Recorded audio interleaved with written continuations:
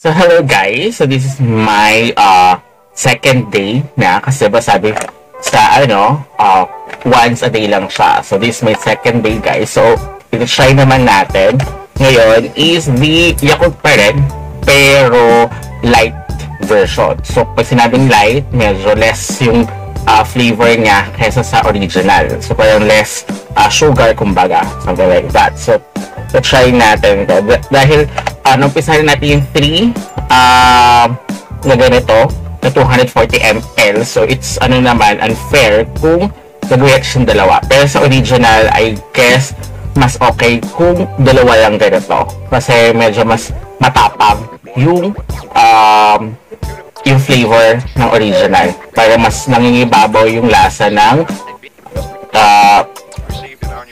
Yakult kesa sa beauty milk na flavor of lychee. Pero try din natin yung strawberry and so igagawa na lang ako ng another video for the strawberry and melon, and then for the final sabi kasi within 30 days, diba? So check natin kung naging effective sa akin. So it really depends pa rin. I think kasi for me that's my opinion it depends yan guys sa inyong katawan kung maging effective ba ang isang product sa inyo, diba? Kung hindi naman, and at least ako nasarapan, kung hindi maging effective, okay lang, at least nasarapan ako for this one guys.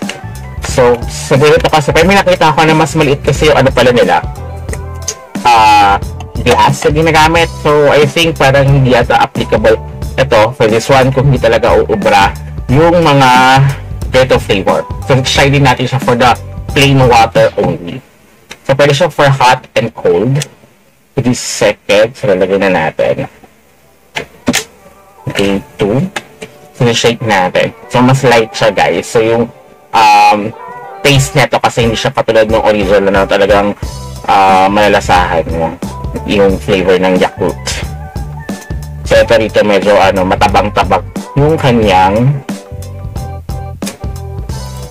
So first,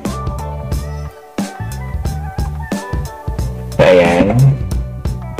Okay, habang haluin na natin.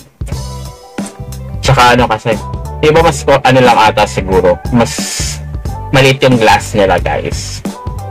I think siguro pwede siguro mga 150 or 200 ml yung ng glass nyo guys. Kasi yung tatlong karat talaga ng Yakult is hindi masyado malalasahan yung lychee. Pero may pa rin naman, may taste of lychee pa rin. Pero hindi ganun ka kung talagang gusto nyo yung lasa ng lychee, diba, yung hanapin nyo. Or, yun nga, dahil nga for this video naman, i-check natin kung ano bang mas okay naman. Kung plain water, Yakult na original, Yakult light, or Delight. Actually, marami nagsasabi talaga na mas okay yung Delight na flavor. Dahil nga, iba yung lasa. Actually, never ko pa na-try inumin. Actually, itong Yakult light, kaka-try ko lang siya inumin.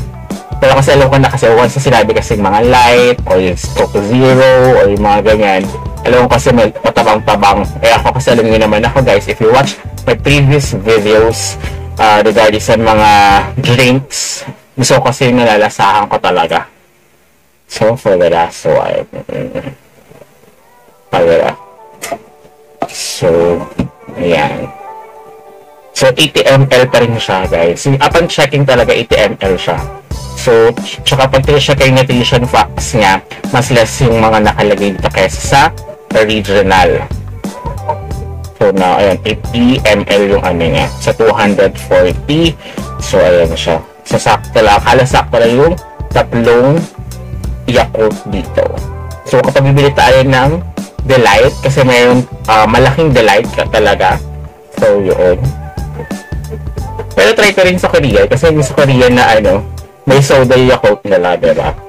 So, try natin yun. Nakatry yung pangalan nun, guys, but I love that one.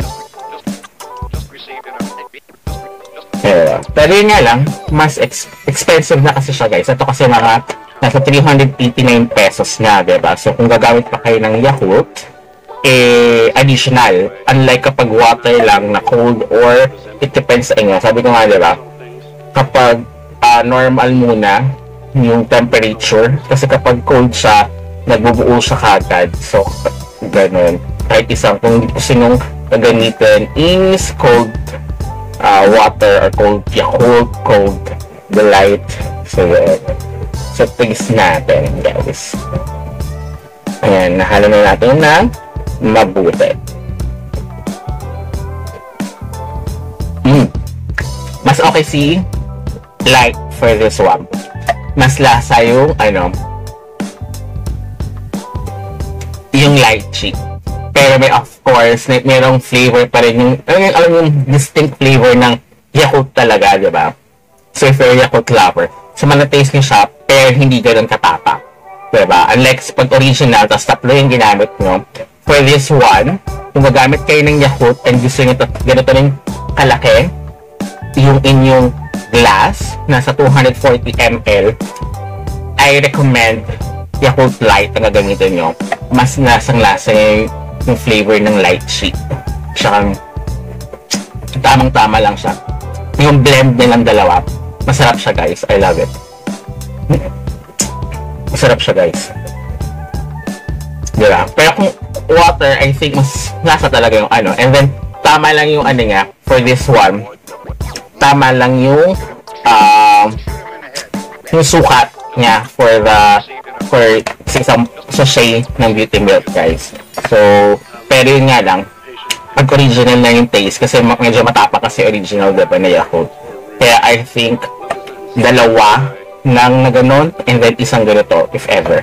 Or, gagawin yung water na lang, kapag gusto nyo magdamihan pa, diba? Para at least masulit nyo. So, ayan, I enjoy this one. So, tomorrow, I'll be back again for another one. So, try natin either si water, normal water, or si Delight, guys. So, goodbye. See you tomorrow.